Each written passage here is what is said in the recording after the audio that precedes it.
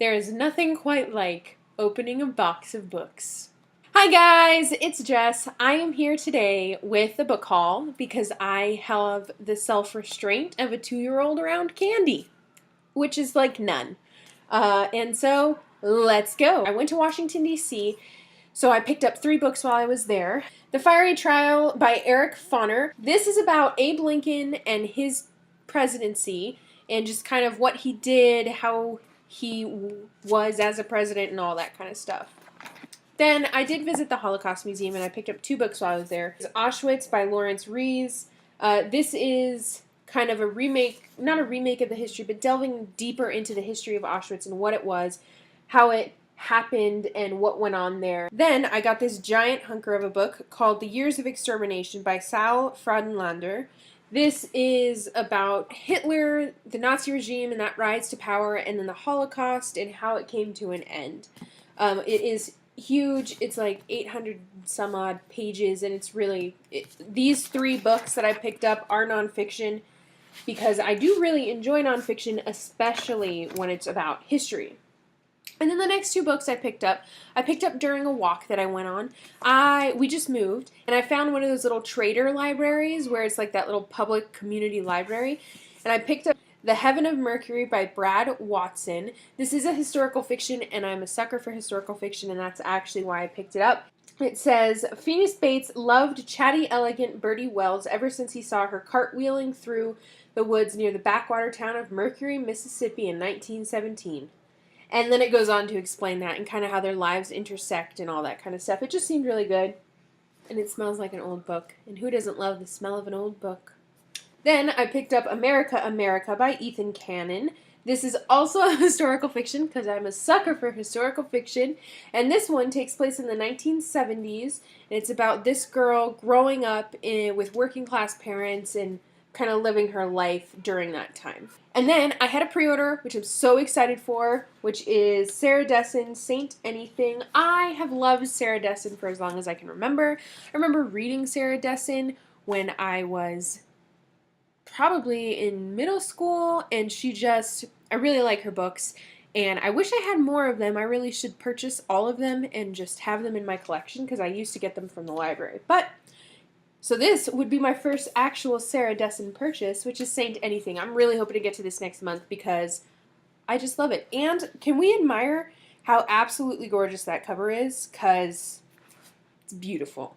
Then a friend of mine was heading out of town and she had to go to Target to pick up a book, and I, again, have a lack of self-restraint and picked up 2 books while I was there. The first one is Night Circus by Erin Morgenstein.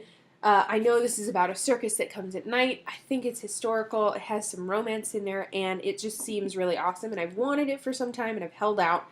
And then I decided, no more. It was there. And then I picked up The Secret Life of Violet Grant by Beatrice Williams. I'll give you one guess looking at the cover. What do you think this is? That's right, a historical fiction, because I love historical fiction.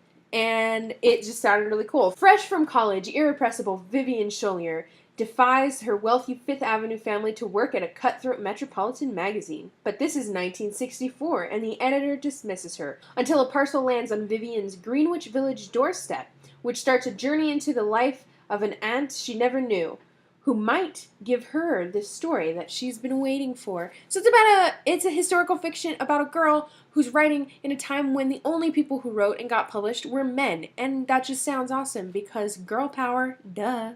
I got a book outlet order. One sad note about this book outlet order, it was supposed to have another book, but because I changed addresses and the postman did not get the notice soon enough that I did change addresses, they sent one of the books back. And so here I am with 5 books. Goodness knows I don't need 5 more books because I have more than enough books for myself, but we're here anyway. So the first one is The Boy in the Striped Pajamas by John Boyne, I think. I have very little knowledge about this book, actually.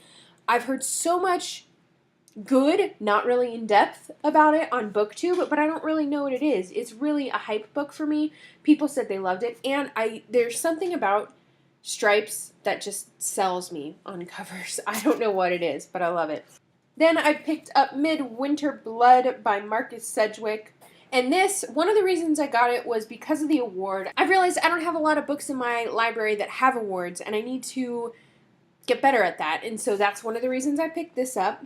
And this is a futuristic fiction about 7 stories in here that lead into the culmination of this man appearing on this island and kind of learning about the island. It sounded really cool, and the cover really sold me. It's really pretty, and I like it.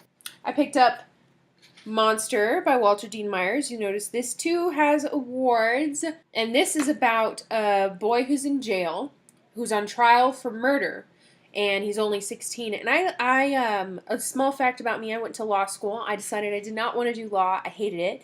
But I'm still very, very interested in the legal system, especially the criminal legal system.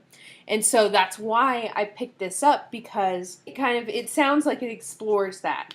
So I'm really interested to read this. Then we have The Rosie Project by Grammy Simpson. That is a rough name for me. Also, this book is crazy red and I love it. But this is about a genetics professor who needs to find a wife, and so he approaches it like he approaches all his other work, pretty much, is he makes a project out of it. I'm pretty sure the book kind of follows that and is kind of a lesson on how you can't make that kind of search a project, but it just sounded really cool. The cover's great, and I've heard some good stuff about it on Goodreads, so I'm pretty excited. Then, last but certainly not least, we have A Tale for the Time Being by Ruth Ozeki, and this is about a diary that washes up, and someone picks it up, and they start to read this story about this woman, and I think in another time and space, we see someone writing the story. So I haven't heard much about this, but I like it. I like the idea of the book, so I'm excited to read it. And I just think the cover is just, the colors are just so pretty. I really like them. That is my book haul. Let me know what you've bought recently. I'm not going to lie, there will be more books in the future, because I'm going to Denver Comic Con, and I'm going to buy some comics, and I'm going to buy some graphic novels, and I might buy a couple Star Wars books. That's why I go. I go to spend money, and I go to have fun, and I'm not going to lie, there will be book purchases in the near future. And, of course, Book Outlet, they always get me. Sent me a $5 coupon, and I always use it on shipping, because shipping is the worst part of Book Outlet because it's so expensive, and I know it's books, so it should be expensive, but this makes that pain just a little bit less.